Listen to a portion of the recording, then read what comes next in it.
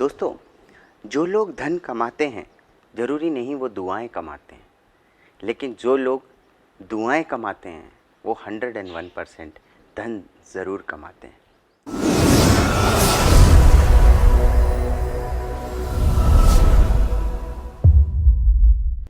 नमस्कार दोस्तों, मैं सौरभ कुशवाहा स्वागत करता हूं आपके अपने इस चैनल सौ खुशी क्रिएशंस में। क्या आप पैसे कमाते हैं या आप दुआएं कमाते हैं? तो दोस्तों, ज़िंदगी में जैसे बहुत ज़्यादा ज़रूरी है हमारे लिए पैसे कमाना, उसी तरह हमारे लिए ज़रूरी है दुआएं कमाना। लेकिन दुआएं लेने के लिए दोस्तों हमें अपनी तरफ से अपना पार्ट करना बहुत ज़रूरी है। आपको एक कहानी सुनाता हूँ छोटी सी। एक बार एक लेडी का बर्थडे था। उसे सुबह सुबह भूख लगी तो उसने सोचा थोड़े से फ्रूट्स खा लेते हैं। वो फ्रूट्स लेने गई। वहाँ पे एक बूढ़ा सा आदमी ठेले पर फ्रूट्स बेच रहा था और उसने उससे पूछा कि क्या हिसाब से हैं फ्रूट्स। तो उसने बोला एप्पल की रेट 120 रुपये 1 किलो। वो बोलती है नहीं नहीं नहीं, 120 रुपये किलो बहुत ज़्यादा हैं, आप 100 रुपये में लगाइए। तो दोस्तों, वो बूढ़ा व्यक्ति कहता है कि ठीक है, मेरी सुबह से आज कोई ग्राहक नहीं आया है, बोहनी नहीं हुई है, ठीक है 100 रुपये लगा दूंगा। बड़ी मुश्किल से उसने 100 रुपये में 1 किलो दे दिए। लेडी अपनी कार में बैठी और इस तरह की स्माइल दी, मान लीजिए उसने जैसे बहुत बड़ा युद्ध जीत लिया है। घर आकर अपने पति को भी बताई कि मैं 120 की जगह 100 रुपये किलो एप्पल लेके आई हूँ। फिर उसके बाद शाम को पार्टी थी। होटल में उसने पार्टी की और पार्टी के टाइम पे वेटर ने उसको सबके सामने बोला, हैप्पी बर्थडे मैडम, आप आज बहुत सुंदर लग रही हैं। और दोस्तों, आप बिलीव नहीं करेंगे, उस दिन उस वेटर की टिप थी 100 रुपीज़।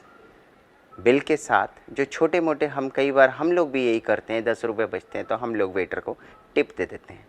लेकिन सुबह जो महिला 20 रुपये बचाने के लिए बहस कर रही थी एक बूढ़े आदमी से, एक ठेले वाले आदमी से, और शाम को वही महिला टिप में देती है 100 रुपीज़। तो दोस्तों बताइए, हमने पैसे कमाए कि हमने दुआएं कमाई? यही एक तरीका है दोस्तों दुआएं कमाने का। जो मैंने आपको कहानी सुनाई, उस कहानी से आपको क्या पता चलता है कि वो लेडी अगर सुबह उस एप्पल वाले बूढ़े आदमी को 20 रुपये ज़्यादा दे देती तो क्या चला जाता? वो दुआएं देता। मैं ये नहीं कहता हूँ कि आप बार्गेनिंग मत कीजिए, लेकिन बार्गेनिंग करने के पहले एक बार देखिए कि हम किस से बार्गेनिंग कर रहे हैं। कई बार हम सब्ज़ी लेने जाते हैं, कई बूढ़े लोग सब्ज़ी बेचते हुए दिखते हैं नीचे ज़मीन पे। कई बार मुझे भी परसों के दिन एक बूढ़ी लेडी दिखी जो भाजी बेच रही थी। अब कई लोग उससे बहस कर रहे थे कि पालक की भाजी है, कैसी दी? उसने बोला 20 रुपये का एक गुच्छा। वो बोली नहीं, मुझे 20 रुपये में 2 चाहिए। 10 रुपये बचा के हम क्या करेंगे? अगर वही बूढ़ी अम्मा भीख मांगेगी तो क्या अच्छी बात है?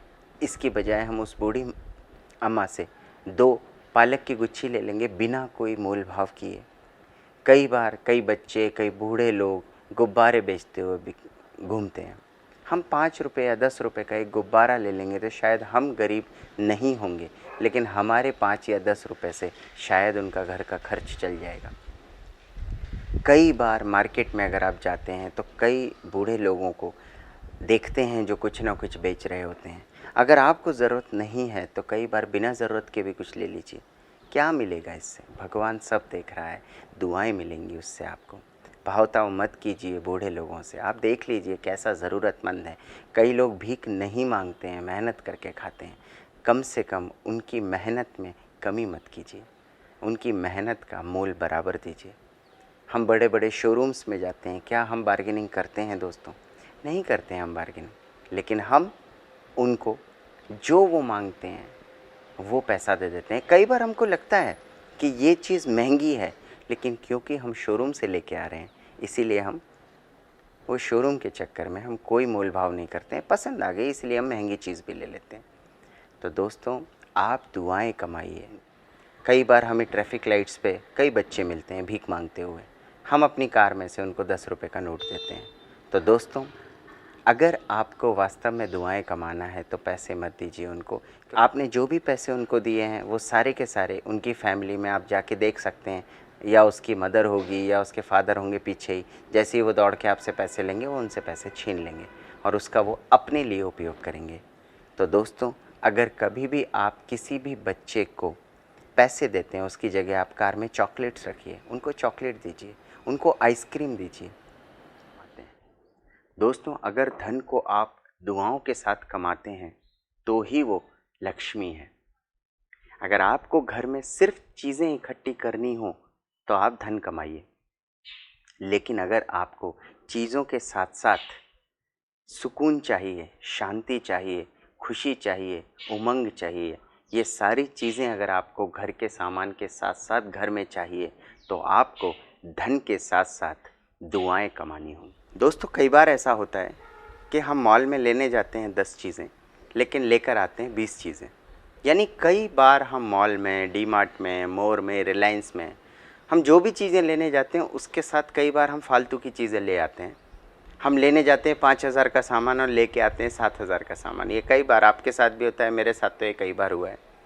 तो दोस्तों, अगर हम मार्केट में जाते समय अगर कोई बूढ़ा आदमी कुछ बेचता हुआ हमको दिखता है, मूंगफली, सपोज़ कोई मूंगफली बेच रहा है, आप 10 रुपये की मूंगफली खा लीजिए। कोई चने बेच रहा है, आप ले लीजिए। आप ट्रेन में जाते हैं, कई बार हम फालतू की चीज़ें खरीदते हैं, आप उसकी जगह, या कोई भिखारी आता है, हम ज़बरदस्ती उसको भिखारी को देते हैं, उसकी जगह आप, अगर कोई बूढ़ा आदमी आपको संतरे की गोली बेचने आया है, आप 5 रुपये की संतरे की गोली ले लीजिए, कुछ नहीं जाएगा आपका। आप वही 5 रुपये की संतरे की गोली खरीद के जब दूसरा बच्चा आपसे भीख मांगने आएगा, आप उसी को दे दीजिए। इस तरह आपने 2 लोगों की मदद की, एक बूढ़े आदमी की सामान बेचने में, और दूसरा जो भीख मांगने बच्चा आया है उसको भीख की जगह आपने चॉकलेट दी या आइसक्रीम दी। अब 10 रुपये की एक आइसक्रीम खरीद लीजिए ट्रेन में, आप मत खाइए अगर आपको ऐसा लगता है, आप किसी छोटे बच्चे को दे दीजिए, किसी गरीब को, भूखे को दे दीजिए, कोई बूढ़ी माँ आएगी उनको दे दीजिए। दोस्तों, इस तरह अगर आप करेंगे तो आप ज़िंदगी में सिर्फ पैसे नहीं कमा रहे हैं, आप दुआएं कमा रहे हैं। दोस्तों, अगर आप दुकानदार हैं तो आप लीजिए, अपना प्रॉफिट कमाइए, लेकिन वाजिब लीजिए। ज़रूरत से ज़्यादा आप गलत तरीके से पैसे नहीं कमाइए, बेवकूफ़ बना के, ऑफ़र्स में फंसा के, झूठ बोल के। आप बिज़नेस कीजिए अपने प्रॉफिट कमाने के लिए, लेकिन आप ज़रूरत से ज़्यादा अगर पैसे कमाने के लिए आप उल्टे सीधे हथकंडे अगर अपनाते हैं तो वो सच नहीं है, वो सही नहीं है, वो बिज़नेस के ख़िलाफ़ है। दोस्तों, तो मेरी यही दुआ है, आप तो मेरी यही गुजारिश है आपसे, और मैं उम्मीद करता हूँ कि आज इस सेशन के बाद आपका ध्यान धन से ज़्यादा दुआएं कमाने में होगा। और अगर आप दुआएं कमाएंगे, रेगुलर कमाएंगे, तो कल से आपको धन कमाने के बाद अलग से कोई मंदिर में दान या परोपकार या किसी के लिए सेवा भाव वाले जो काम होते हैं वो करने की ज़रूरत नहीं पड़ेगी, क्योंकि आप रोज़ ही दुआएं कमा रहे हैं। इसका मतलब आप कोई ना कोई परोपकार का काम कर रहे हैं। तो दोस्तों, धन कमाएं लेकिन दुआओं के साथ, क्योंकि दुआओं के साथ अगर आप कमाएंगे तो धन ज़रूर आएगा, लेकिन सिर्फ धन कमाएंगे और दुआएं आए ये ज़रूरी नहीं है।